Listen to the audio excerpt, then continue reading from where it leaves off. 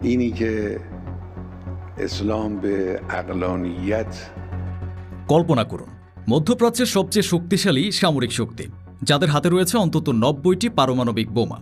সে দেশের মানুষকে আজ সরকারি নির্দেশে ভূগর্ভস্থ বাংকারে আশ্রয় নিতে বলা হচ্ছে।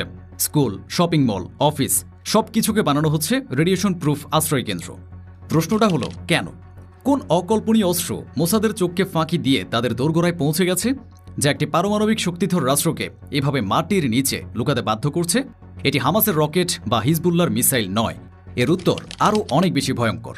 উত্তরটি লুকিয়ে আছে তেহরান থেকে দোহায় পাঠানো এক গোপন ডেলিভারির মধ্যে।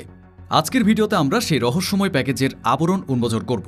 আমরা জানব কেন পুরো মুসলিম বিশ্ব হঠাৎ একজোট হয়ে তৃতীয় বিশ্বযুদ্ধের মঞ্চ প্রস্তুত করছে, আক্রমণটা ঠিক কবে আসছে, এবং সবচেয়ে গুরুত্বপূর্ণ প্রশ্ন, ইরানের সেই শ্রেষ্ঠ উপহার আসলে কি, যা একটি বোতাম চাপার সাথে সাথেই ইসরায়েলকে পৃথিবীর মানচিত্র থেকে মুছে দেওয়ার ক্ষমতা রাখে। সত্য উন্মোচনের এই ভয়ঙ্কর যাত্রায় শেষ পর্যন্ত আমাদের সাথে থাকুন। শতাব্দীর পর শতাব্দী ধরে যা অসম্ভব মনে করা হতো, মাত্র ৭২ ঘণ্টায় তা বাস্তব হয়ে গেল। শিয়া সুন্নি বিভেদ, ঐতিহাসিক শত্রুতা, রাজনৈতিক স্বার্থ সবকিছুকে একপাশে সরিয়ে রেখে মুসলিম বিশ্বের নেতারা এক অদৃশ্য সুতোয় বাধা পড়লেন। কিভাবে? স্ফুলিঙ্গটা ছিল ইসরায়েলের একটি হুমকি, আজ কাতার, কাল তুরস্ক। তারা ভেবেছিল এটি আরব বিশ্ব ও গোটা মুসলিম বিশ্বকে ভয় দেখানোর জন্য যথেষ্ট।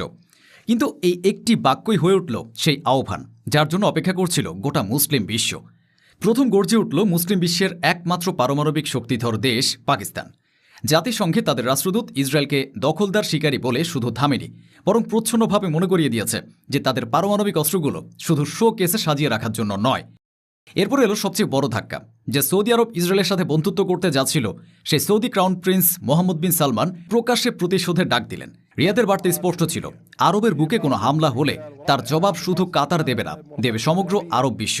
আর তুরস্ক, তারা কূটনৈতিক ভাষা ছুঁড়ে ফেলে সরাসরি যুদ্ধের ভাষায় কথা বলতে শুরু করেছে। এরদোয়ানের উপদেষ্টার হুঙ্কার, তোমাদের মানচিত্র থেকে মুছে ফেলা হবে, ছিল মুসলিম বিশ্বের নতুন আত্মবিশ্বাসের প্রতীক।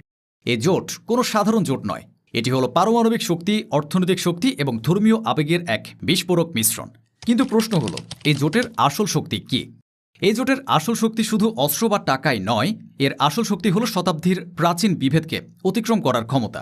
ভেবে দেখুন যে ইরান এবং সৌদি আরব বছরের পর বছর ধরে ইয়েমেন আর সিরিয়ার মাটিতে এক রক্তাক্ত প্রক্সি যুদ্ধে লিপ্ত ছিল, তারা আজ এক টেবিলে। যে তুরস্ক এবং সৌদি আরব মুসলিম বিশ্বের নেতৃত্ব নিয়ে একে অপরের প্রতিদ্বন্দ্বী ছিল, আজ তারা একই সুরে কথা বলছে।